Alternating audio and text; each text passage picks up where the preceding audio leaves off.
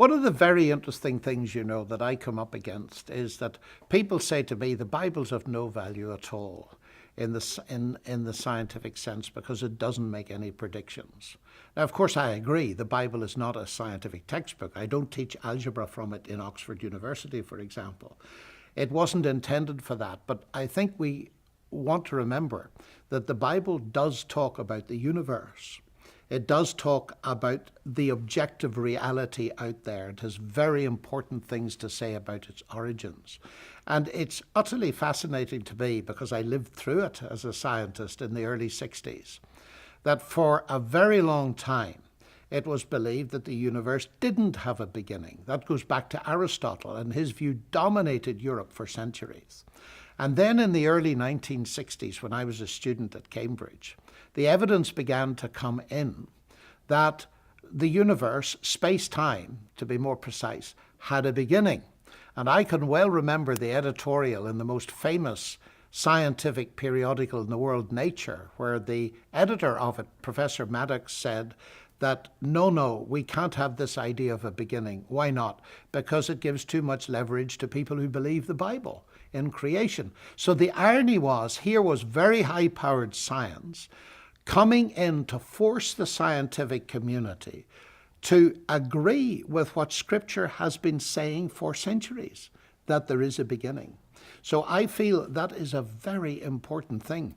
And interestingly enough, one of the men, Arno Penzias, who won the Nobel Prize for discovering the so-called cosmic microwave background, which is one of the evidences that space-time had a beginning, he says, when it all boils down, I find in science exactly what I would have predicted had I only the first 5 books of the Bible.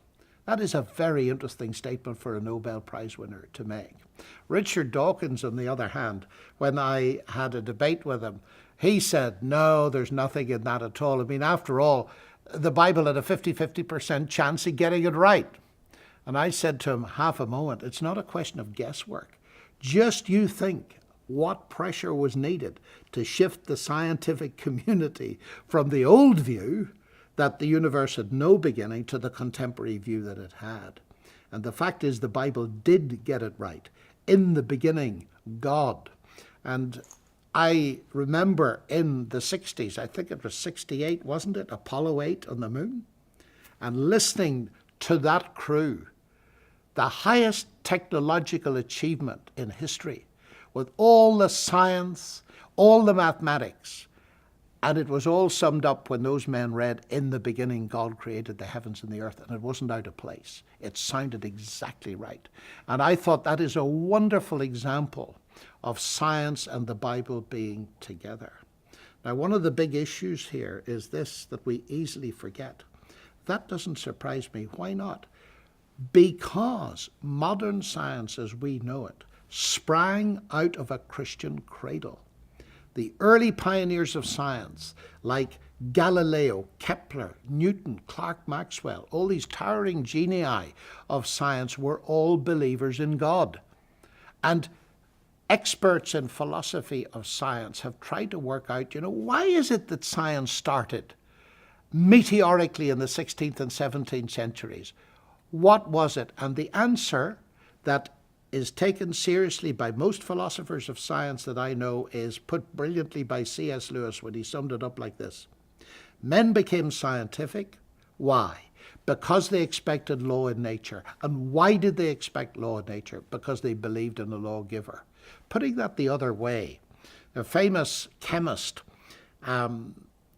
Joseph Needham in Oxford, was an expert on China as well as on science. He wrote the definitive history of science in China. And for years, because he was an intellectual Marxist, he tried to explain the difference. Why did science not arise in China and it did in the West? There's plenty of technology in China, but not science.